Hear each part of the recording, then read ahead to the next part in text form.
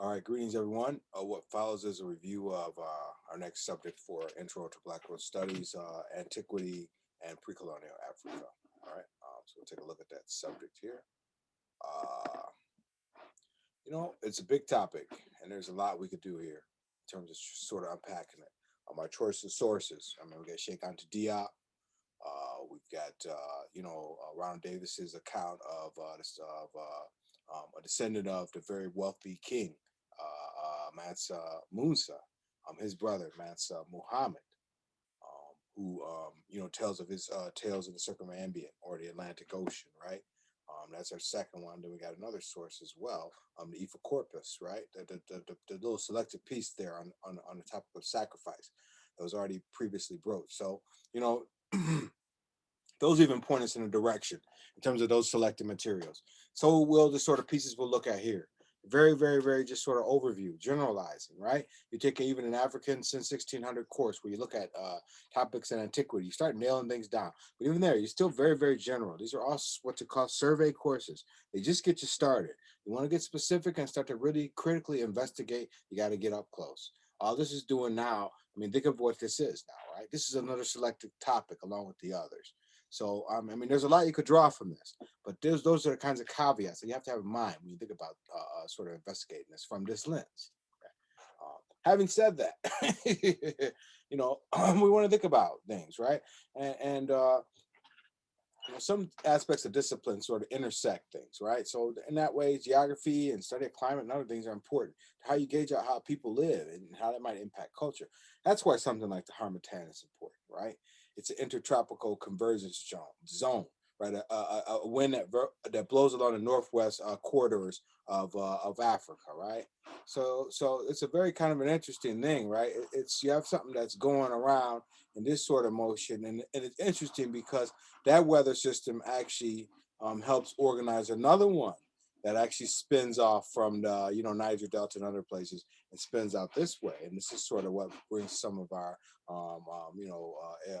hurricanes into the Americas, into the Caribbean area. Is that harmattan and that interaction of climate there? But if you think about the harmattan as in its sort of local space there, I mean, it's something that is relevant to all those cultures, right? Because they're all part of that. This wind that will blow in. Sometimes it will bring narrative stories. Sometimes you'd have great heroes that would come out of the dust in the wind. They come with all this power and all this type of thing. So it has cultural affiliations and other things. And thinking about climate. And so what that is sort of an important entryway into thinking about Africa in a different context and different lens, right? And something like the Harmattan brings out for me, and I think for other folks who maybe study this up close, a very good example of the ways in which culture intersect with sort of real sort of processes that impact people's lives. Obviously, something like climate is going to be of extreme importance there in that sense, right? How that impacted folks and where they live, right? And even something like the Eve thesis gets sort of connected to the question of climate and stability of climate over time, right? And you look at early evidences of humanity, and that's out of the space of the sort of intertropical convergence zone, which is up here, because maybe just on the tail end, we're talking about East Africa here, where some of these evidences of these very early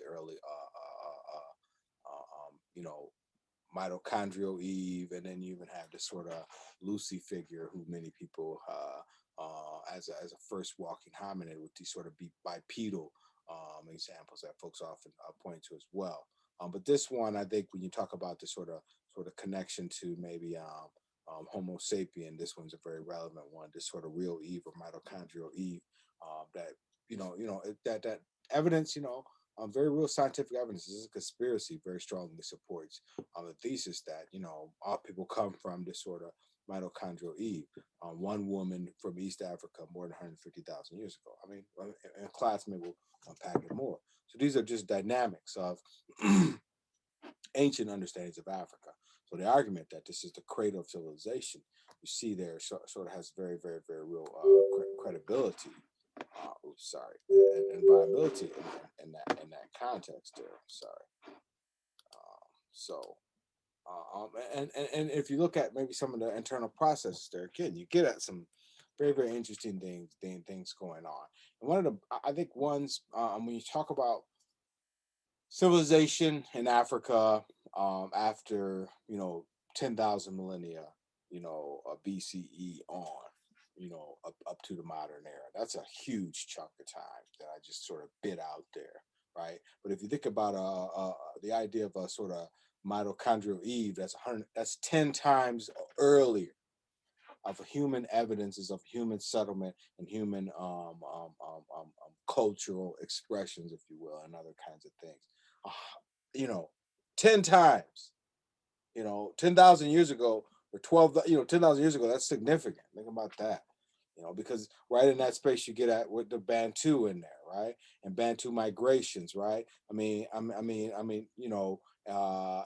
the something that was transforming the climate at that point, right? When you think about the drying out of the desert, and the beginnings of the changes that were brought on by the ice ages, actually, right?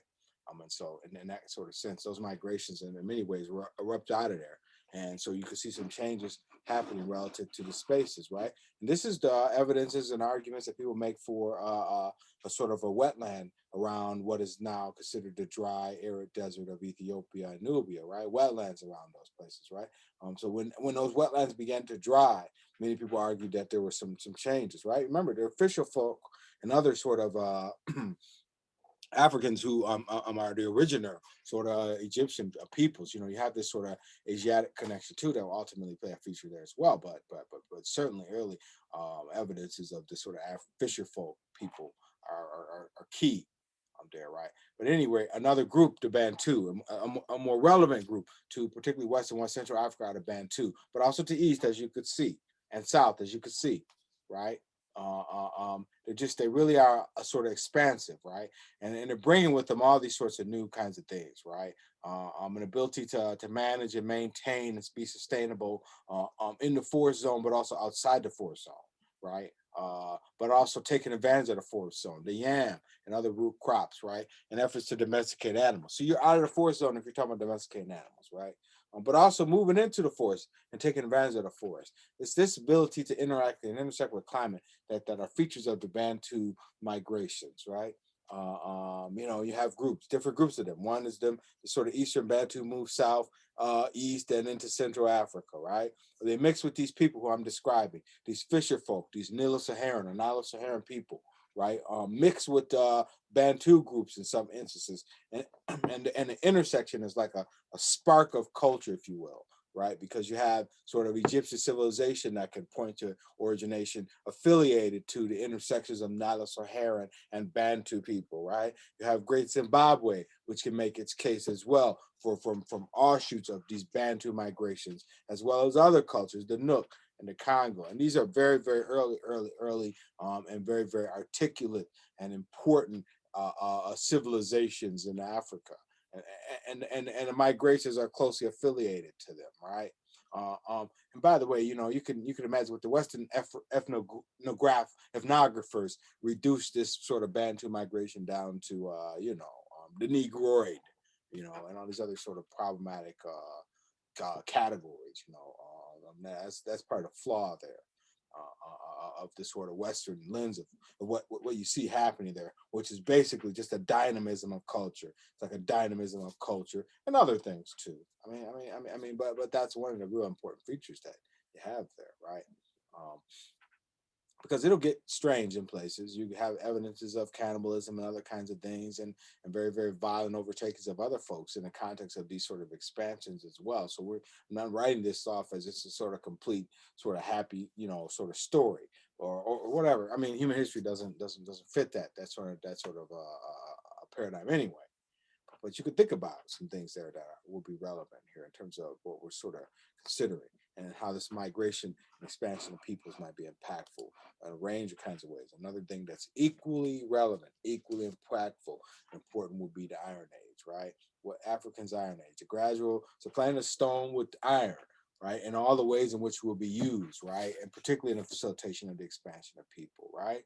And you can, in a sense, think of the blacksmith. There's a Yoruba deity who's closely affiliated to the use of fire, and other kinds of things. Man, he carries the axe. I can't believe like the name just flew right out of my head there. Again, that'll come up in class. But it's an interesting sort of equivocation to iron production and the spiritualness affiliated with iron production. Because imagine now you take something and make it liquidous orange, and you reduce it and organize it into a form that will be hard, right? Harder than the strongest, the hardest stone in some instances, right? And really have this really very, very special power. I mean, if you have a pure metal or pure, I'm sorry, iron weapon, you can be dominant on the battlefield with folks who maybe had less metal weapons, right? Less higher grade metal weapons, and so you could be dominant. We see that sort of feature in histories as well, and then all those things put the blacksmith at a high place within society, right? Men and women, right? In the traditions of Shaka Zulu in the early 19th century, right? There are female blacksmiths and um, sort of diviners who create the space for Shaka Zulu to rise using this very specialized iron weapon, if you will, right?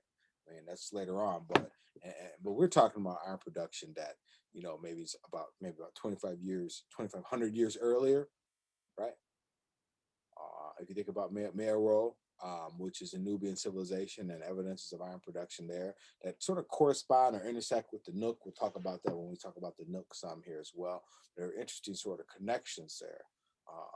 And then this sort of evidence is like, this is why Diop is making the case for what he will call this sort of cultural continuity or cultural connectivity prior to the colonial era, mind you, right? But certainly evidences of it, right? The sort of evidence of Egyptian metallurgy in south of the Sahara, right? As far south as Great Zimbabwe, there's very clear evidences of it, right? It's suggestive of a range of kinds of things in terms of metallurgic kinds of exchange and trade, right? And even if you want to sort of even push a bit further, right? In an early era, I think even in my class, we look at evidences of a early king of Axum when Axum is becoming Ethiopia or Abyssinia during that sort of. This is also very early too. This is the beginnings of Christian and Christianity in Ethiopia, not Judaism, right? But Judaism too, even in those moments where it's converging with Axumite belief systems, right? And then what's playing out is gold trade, right? And some of it goes as far goes far to the Asian subcontinent, into what were the states states in India at the time, what we call modern day India, nation of India at the time. So there's a real pushes and features of even in some degree global evidences of a sort of expanded metallurgic production, right, emanating around these states, right, and that's important to sort of pay attention to, right, and again, these are the kinds of evidences that folks are using to make the case for this sort of cultural connectivity in this era, pre-colonial era. But iron production is significant. I don't want to understate that because it really will be transformative for societies, right? And it could be exchangeable, right? And yeah, when Europe will arrive and trade iron at the coast, and they'll bring it and trade it and quickly trade it, people will take advantage of that iron as well as the iron that they have produced, and sometimes in their own forges and using their own resources, that type of thing. In terms of the production history, right? Another sort of feature of African societies, I think, pre-colonial that you want to sort of think about is agriculture, right? We always get ourselves caught in some of these sort of ideas of agriculture. We like revolution, right? We like that term agricultural revolution, right? People want to link that to the end of the sort of early, Black Death in Europe, 12th, 13th century, right?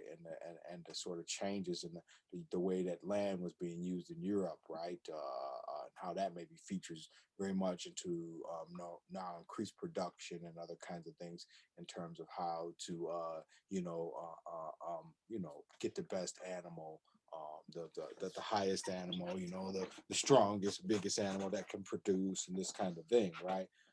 This sort of beginning sort of genetic stuff that's coming out of that period, right? People link that to an explosion in the production of foodstuffs, right? And it is significant, especially as a precursor to an early modern era that's going to get us close to maybe an industrial lift, perhaps. Okay, for Europe. I mean, now the Europeans can talk about that. My point, I think, is to say that you have earlier examples that predate this sort of quote unquote agricultural revolution by millennia, right? Not just in Africa. I mean, obviously, they're in the Americas too. Think about corn production there, right, and how it was used, right?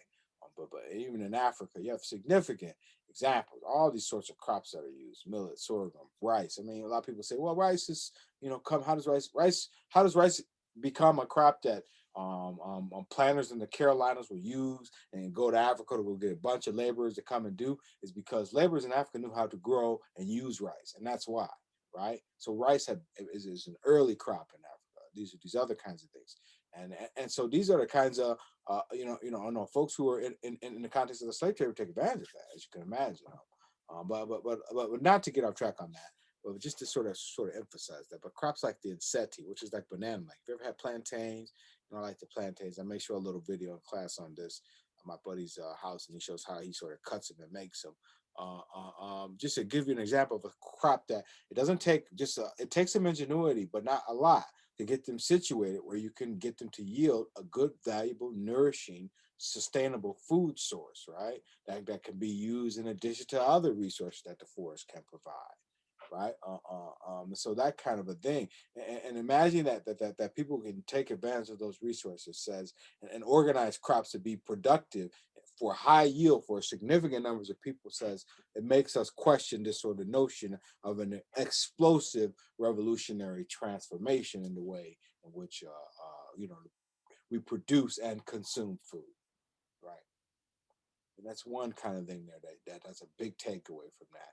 Other kinds of features are, other kinds of, questions. Interesting. You got, if you know where the Kalahari Desert is in South Africa, and then where Mohenjo-Daro is in the Asian subcontinent, how does cotton from Kalahari Desert get into the Mohenjo-Daro, right? Very, very early, right?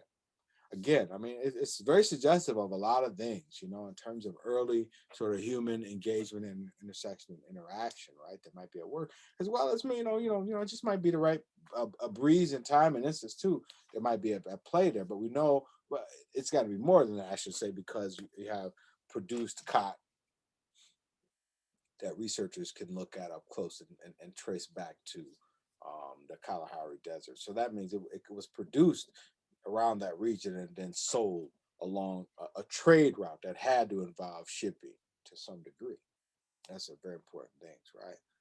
And then also, like early crops, discredit the evidences of the Natafayan cultures of the Iran-Iraq, Tigris-Euphrates River Valley as the first explosive farming, civilized, or people who are urban people, right? Remember our evidence. What's our first cities, right? The East African arguments and evidences continue to point us into deeper, early historical evidences. I mean, so those are things I think you have to sort of keep in mind when you draw out the argument of the Fertile Crescent, right? Another kind of important feature here is language, right? When we think about ancient Africa, when we think about ancient and pre-colonial Africa, language plays a vital role.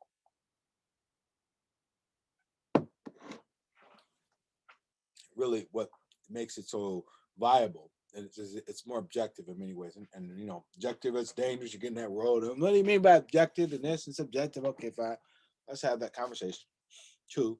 I mean, because I think it's the right one to have, but I mean, objective is how to sort of engage and interact with people in the context of a problematic racial history that has been anything but objective in terms of the way in which it's scaled and investigated and analyzed and sort of made sense of peoples and histories and cultures, particularly relative to Africa. That's what we're talking about in the class, right?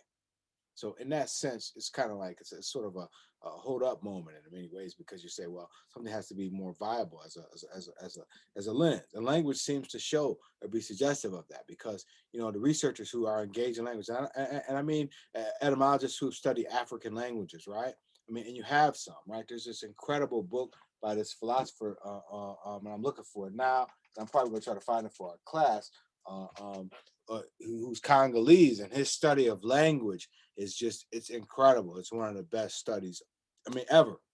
I mean, we'll talk about it in class, but this kind of thing gets us to, language is doing so much more different, and so many different things that can be sort of analyzed and engaged, exclusive of sort of saying, well, this person, this is how they look. And so I can make an investigation based on that sort of racial type, right? Because that comes with all this kinds of problems. So you can use language to help sort of engage and understand cultural kinds of connections and things, as you can imagine, right? And then it takes you to stuff like, you have somebody who has maybe an ethnicity or ethnic connection that you might call Bantu, but and they might be Hausa though, and they were living in Nigeria, but they speak a tongue that's Chadic, right, or from East Africa, right, of Afro-Asiatic or Semitic descent, right, which might be something closer to the Nubian sort of cultures and peoples, right, and so they're over there and maybe where Lake Chad is, and you can Google that on a map and sort of see where that is, way far east, and then they're speaking a sort of native a tongue or language that's affiliated with this region, right? But it actually has connections across, maybe into modern day Arabia, right? The Arabian Peninsula, this kind of a thing, right? That region. So this sort of intersected. That's where you get this sort of Afro-Asiatic cultural sorts of ideas. But you can't tool that out just looking at people. And just trying to pin them down in sort of ethnic sort of categories. They might get you in the right space, but the potential for sort of problems of racial origin and other things, you can imagine, especially with the Western sort of researchers. That might be one of the challenges that will come with that, right? Or another example, someone who's Fulani. And the Fulani are these people who move in and around, places like Upper Senegal and even up into Nigeria there again, and in other places, moving around. They're moving around in this sort of savannah region, right? But they speak a tongue that's the Bantu people, right? We know that the Bantu people have these mobilities that bring them into southern Africa, all around into also West Central Africa, and all these other places. So you can see the convergences and intersections that might be in working toward it in terms of cultural exchange. And what it tells you is pretty probably what you already kind of know by now, right? You know, this is why the concept of the Negro falls down the stairs under any bit of scrutiny. This is why these categories of Caucasoid and Mongoloid and whatever all these oids are fall down the stairs under any bit of scrutiny, because they cannot make sense of the dynamism of cultural exchange, right? They want to put this in homogenous cultural blocks, and people like to benefit from them. Think about what they may or may not mean, right? But they just it's not a homogeneous population box, but concentrations of physical and genetic characteristics within a time space flux. That's not my words, but it's nicely sort of put there, right? And also like those sort of emphases or concentrations, right? They're always changing. This is the thing. The only thing that I think is a constant, well, you've heard it, the rhetorical statement is change itself, right? But you have all those kinds of things. And then in that context, environmental features and also sort of, they sort of play, but never uniform and static as Europe would have presumed up until very recently, that all African cultures were stuck in this sort of ahistorical or stasis, right? And that as if it couldn't evolve, as if histories and cultures and practice couldn't evolve and advance and organize over time throughout the continent, right? And then if you stir in Diop's sort of notion of maybe some cultural connectivity, now you're really on to something, right? These are the kinds of things, right, that maybe might be at play. Uh, uh, um, but anyway, so I think the thing is, if you look at these subjects we looked at climate, we looked at sort of agriculture, we looked at iron production, we looked at migrations of peoples, these kinds of things. If you take them all together, I think these are kinds of criteria you would use to sort of say, I want to have to investigate in a very more expanded way the cultures of Africa. That's the sort of lenses that you got to start taking with you to do it. And we have, you haven't really got to discipline. But you can imagine with discipline, history, humanities, ecology, botany, a range of different things, anthropology, ethnology, musicology, whatever you have, it's going to play there, right? Because now all those going to play alongside that sort of range of sort of investigatory, sort of wide subtopics that you start to look at just to sort of making sense of people, right? And they do apply, especially in this sort of ancient space. So using those, we're going to look at a few examples, just a few, right? Egypt and Nubia, and you'll see a few others here that you'll recognize, right? And then so our emphasis on sort of the Egypt and the Nubian culture, right, is sort of emphasizing the cultures of Nubia. I've always just found them to be very dynamic, and they're more than in many ways the evidences of the Egyptians that they write about. That have been sort of recorded as they're the use of the people from the Nubian folks as their laborers essentially, or as their warriors, as their hirees, as mercenaries essentially, because these guys with the boat, the Tasseti, became very famous as very, very powerful warriors and fighters, right? So you situate Nubian culture in that way. I mean, it's a facet of it. It's at a time when Egypt is dominating Nubia, and then they write about who the Nubian people are. And again, for some folks in the West, this is what they can grapple onto almost in its entirety to make sense of these peoples, right? And another thing this does is it helps to separate Egypt from the rest of Africa in many ways. You all know and have heard of these kinds of discussions. They're very real in this sort of sense, right? But the truth is just a bit more, as you can imagine, complex. Yeah, they did fight at times. There were instances where one dominated the other, as you'll see, right? But large part though, their cultural exchange is very, very clear and present, right? Their economic exchange is very, very clear and present, right? And so there's a real sort of interplay at work there, right? For instance, the Egyptianized kings of Nubia utilize artisans and the matrilineal systems of Egyptians, right? So you could see this sort of interchange, right? But then, as we'll see, we'll look at some video stuff. You'll see the ideations of spirit, sort of emanate from Nubia. And sort of feature in the practices in Egypt. In fact, what you see in Nubia is considered the older culture in many ways, right? And so, but they weren't always. There are evidences of unities. There's evidences of disunities of these two cultures together, right? But certainly, you have a Nubian culture that thrives during Egypt's first and second sort of periods, right? And Kerma as a major capital, right? And in many and during an admitted decline between the first, I believe, and second intermediate period, a sort of slippage, right? Uh, uh, um, Kerma will rise up in the wake of that, and sort of, as you could imagine, it's effectively situated to take advantage of all the things that a broken Egypt couldn't, right? Essentially, right? But Egypt reasserts itself in 1500 BCE. You hear these stories of Mose the Liberator, right? Who fixed these people called the Hyksos and also the Nubian people, right?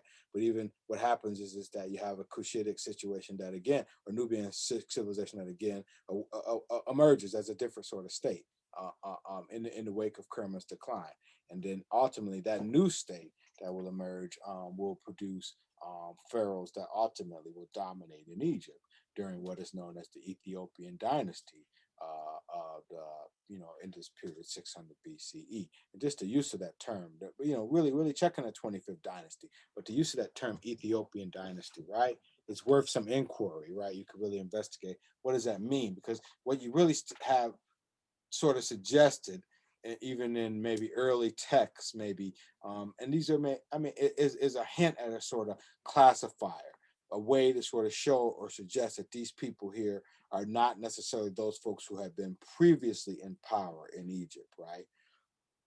Excuse me, some of that is suggestive there, but there are other things that are also at work here in the use of that term. I'm just sort of maybe pointing to that, but again, it does hint at the intersection and interaction of these cultures, right? Much more to the story, as you can imagine, right? We're just touching and scratching on the very surface of that one. Some of you folks who've had me for the Africa to 1600 course know there's a lot more there, right? But this again, these are just snap points, right? So what's another place we can look at in ancient Africa is Ethiopia, right? And we'll illustrate these out a bit more, let you see some of the cultural examples of some of these from these pictures that don't maybe show us much, right?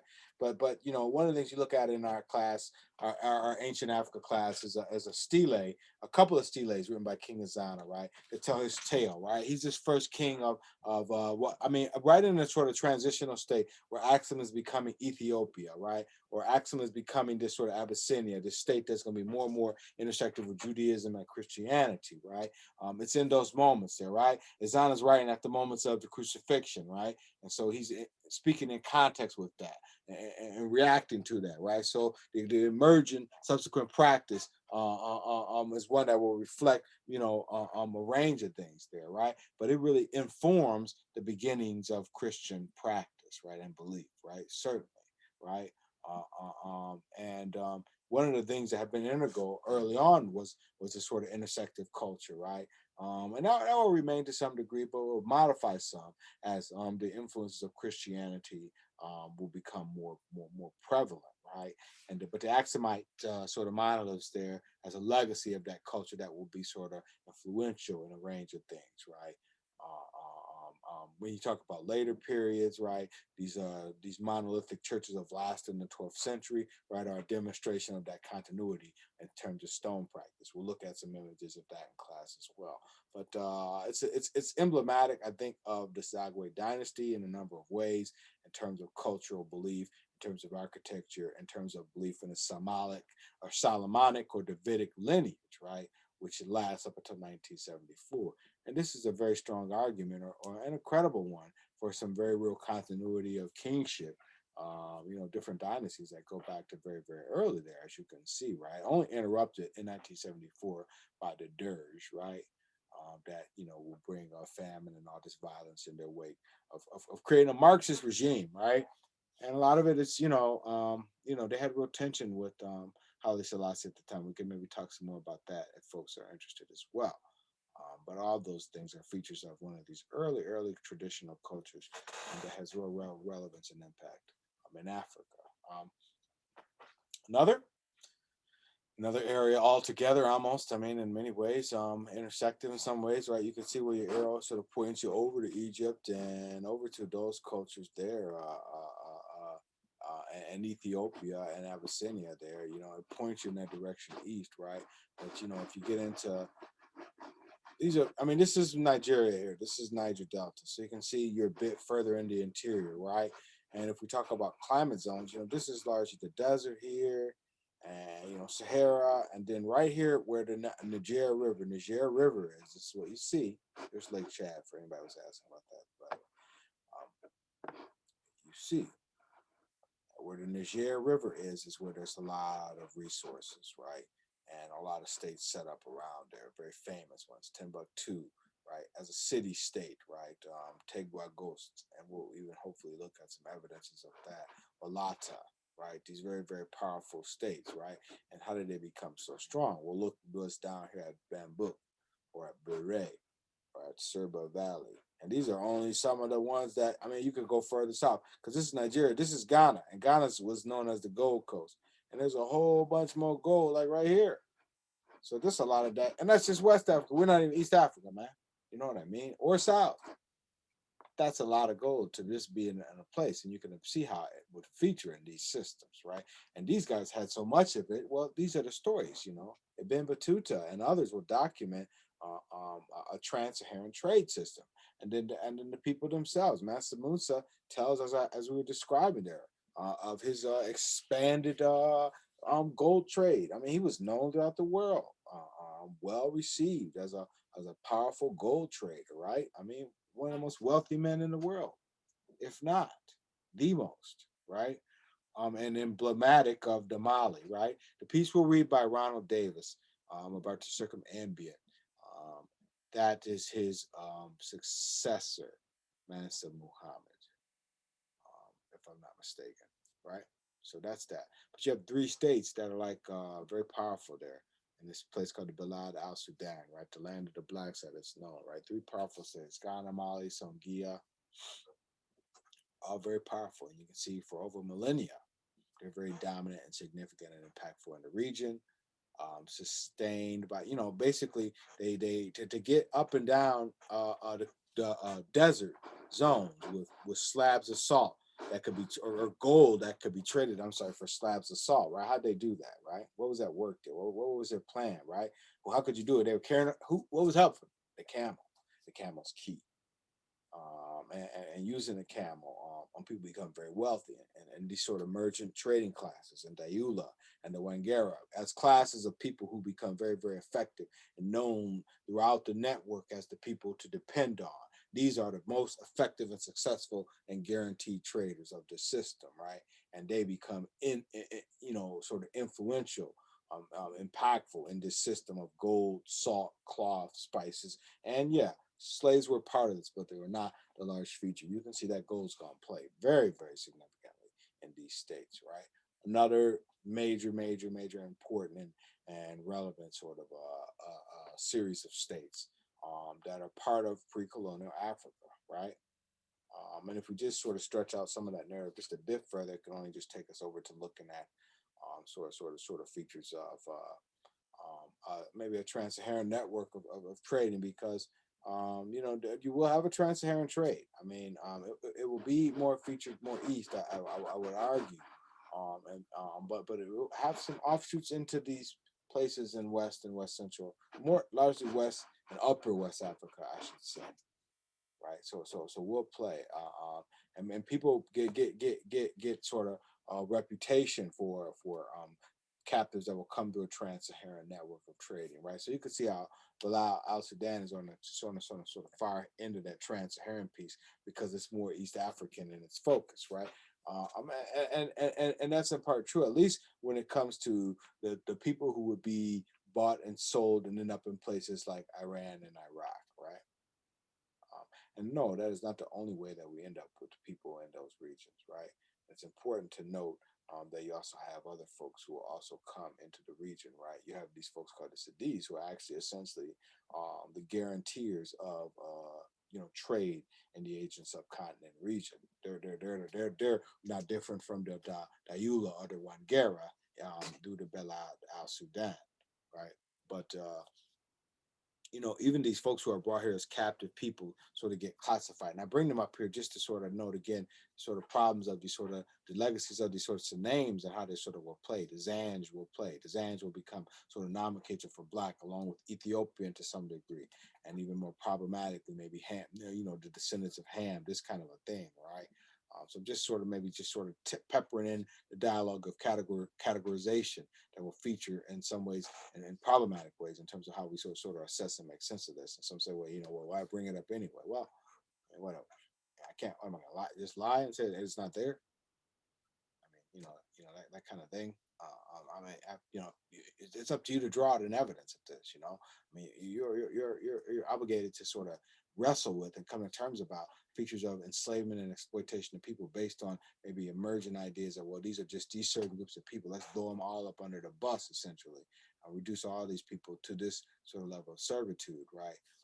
And then so that people build off of that and say, well, let's try that again, or maybe in a different context, or what have you, right? But that has to be a counterpoint to these successful gold states.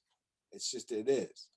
I mean, you have to sort of bring some of that into the thing, but also too, out of these stories, you get things like people saying, you know what, we're not going to be slaves anymore. You can have us in Baghdad, in the salt marshes, and talk to people who maybe might have served in any of the Gulf wars about the climate there. They'll tell you.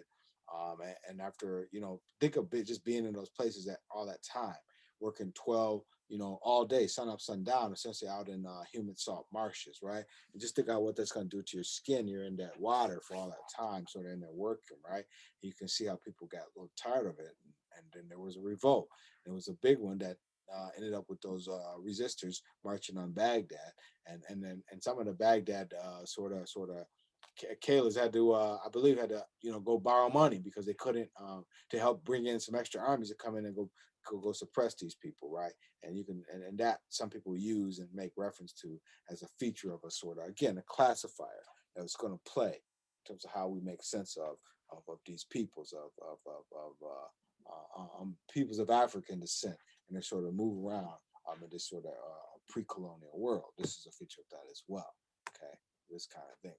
But then, so toward this great Zimbabwe, right? I mean, which I think is a beautiful counter narrative to maybe some suggestions of categorizing of people, right? Because the way they will construct, these places, the hill ruin, the great enclosure, the great elliptical building, right? I mean, they're all intimations of a grasp of nature. I mean, and how to build within nature that people still trying to work through. And in addition to that, right, they featured in terms of organization of society, as you can see in a range of ways, right? And they echoed the traditions. For a while there, it closes down, and no one will build there again. The Shona houses of stone, right? Once they emerge, and then they sort of go in decline, people won't build there again for a while. It takes several centuries, and then the Karanga and the Rosby clans show up there again, right? And by that time, and we're talking about just prior to the arrival of the Portuguese, this is like late 15th, early 16th century, right? They're only imitating the Shona, who have been going back to the early periods, maybe about at least I'd say 800-900 ACE. So they were around very early, maybe a little bit prior to that, right?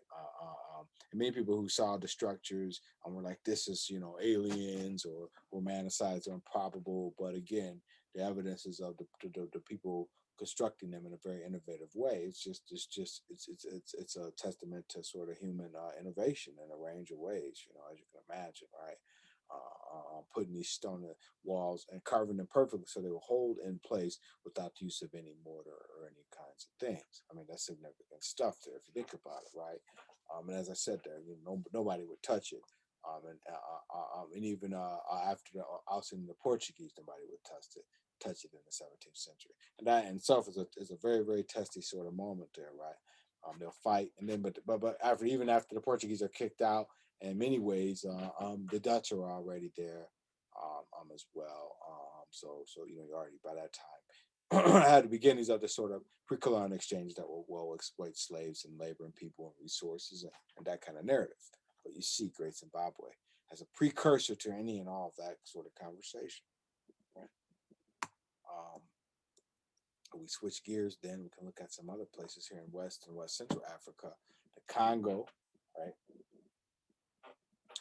And this is another one, y'all, that's just a very fascinating sort of stay in place for me, because it's a document to a sort of system, a network of peoples and trading and peoples that, you know, um, the Congo in West Central Africa was sort of a situator of trade and culture and ideas, right? The Bakongo people, along with some of the other folks there. But it gets displaced, right? I mean, but the features of it prior to sort of these problematic exchanges that will come, right? Queen mothers, childbearing sisterhoods who divide the crown, lineage, royal advisors, provincial governors, right? Amani Congo, who actually will ultimately engage in and convert to Christianity as an effort to sort of facilitate an exchange between nations, right? And a feature of something that will be beneficial to Luso African traders. Those are Portuguese, part African traders who set up shop sort of to maneuver maybe in and around the authority of the crown at the time. And so by that time that happens in 1506, you can see the beginnings of the sort of the breaking down. But prior to that, again, you had very, very significant states. I mean, the evidences of urban areas in Africa prior to, in ancient Africa and in sort of pre-colonial Africa are very, very strong. And what you have in this region points to that, right? Stone City, evidences of at least 250,000 people condensed around certain areas. I mean, that's significant, right? Not all of them, of course, within that same city, but as part of this large, wide, broader municipality, that is significant. I mean, in terms of collections of people and organized state that was around it. So these kinds of things, right? I mean, ultimately, we know that they'll play a very, very pivotal role, unfortunately, in the slave trade because a large portion of people, almost half the number of people that get engaged in the trade will end up coming from this region. But that's just another feature of this sort of narrative. When we looked at cosmology, we looked at Bakongo cosmology. This is closely connected to some of that discussion, right? But here we can just example it as another sort of feature of pre-colonial or ancient African cultures, right? And then this, and then that sort of sets up a look at maybe the West African cultures, right? Which had this sort of evidences of isolation. I think they were only isolated maybe to the sort of Atlantic exchange to some degree. By that I mean folks who were coming by ship. Because if you thought about those who came through the Harmattan or through the interior sorts of networks of trading and of the transparent trade system, other kinds of things. I mean, they weren't in no way at all isolated, right? And although you have a forest during that a forest zone, sorry, that will sort of provide this isolation, people will come in and out of that. I mean, there's very real evidences of that. And the Ashanti and the Benin peoples and the Yoruba states that we sort of can point to show us that, yeah, there's no way. These people weren't isolated. They were very interactive and intertrading, especially through the Trans-Saharan route and also through other networks. So by the time the transatlantic thing comes on board, they had already been engaged in a range of different trading sort of relationships with folks and peoples that represented a sort of international network of trade. But some of the early cultures like the Nook, right? You can see it's sort of early features. Just you know, in this sort of period between the end of the 1,000 years before the Common Era up to this sort of the last period. I put AD there. I'm still stuck in those same terms, but it's BCE before the Common Era, and that should be ACE after the Common Era, not AD. That's before Christ and after death. You can see how those aren't very workable in terms of viable candidates. And there's also some Latin for those two, but even those two Latin words don't work very well. Before the Common Era and after the Common Era is probably better, I think. But at any rate, excuse my mistype there. Um, this was a place that had iron production that was going on the same time as it was in Melville, right? And it seemingly either they influence each other, and some even make the strong case that Nook was the one that really got Melville going. But there's evidences of an exchange or maybe an interaction, right? Because you had folks who were, guilds of folks, the terracotta figures like that are very stylistically recreated reflect specialized guilds, iron production, and these themselves become a feature of people's sort of social status, right? Many people equate it to transitions between food gathering and settled, more cultivated cultures, right? So very impactful in that regard to a range of cultures that will explode out of the Niger Delta, and there are many there.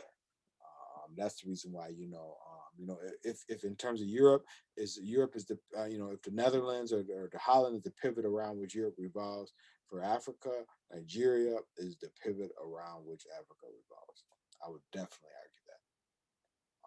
And it's culturally and in terms of ancient culture and other things, there's a range of reasons why that's the case, right? But this Nook culture and its impact on the later Ife cultures and other cultures that we'll talk about here is very notable, right? But for our purposes here, we just mentioned it, you know. I mean, yeah, because really you could talk about Benin and the Edo folk, because that's a very interesting sort of component there that you can get into. That's just one example in many that you begin to sort of see and you can make correlation to. But here we're just introducing them, right? And the last I think would be one that would locate as close to the Khan peoples around Ghana, right? And they have this close connection because one of these states, if you recall, was called Ghana, right? And so they had an early account of some of these Masi people fighting with the last of the great kings of the Songhia. Well, not the last king, but one of the last kings, Sunni Ali, in that battle around 1470, right? And I think actually there's just some tension between the two, but ultimately Sunni Ali will be victorious, although he will be assassinated in 1492, the same year of Columbus's journey. But the Masi states are using cavalry.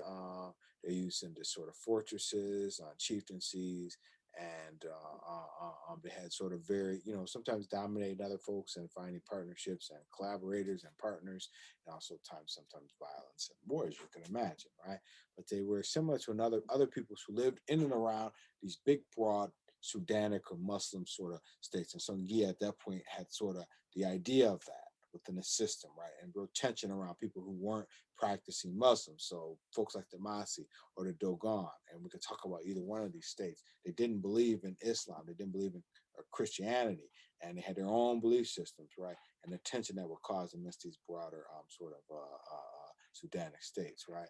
But sent out autonomous, right? They didn't, central systems, overlordship, but varying, right? Secession and possession of the skins. You can see the skin, the way that would work in terms of things, right?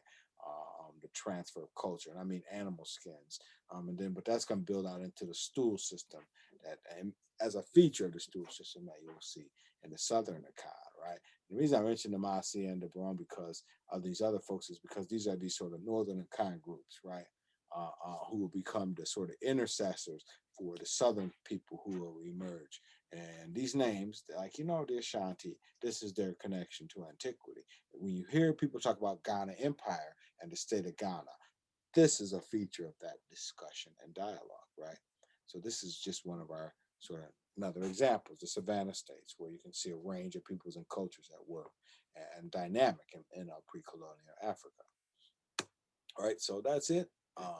We'll talk more about it and we'll look at some additional examples in class. Thanks.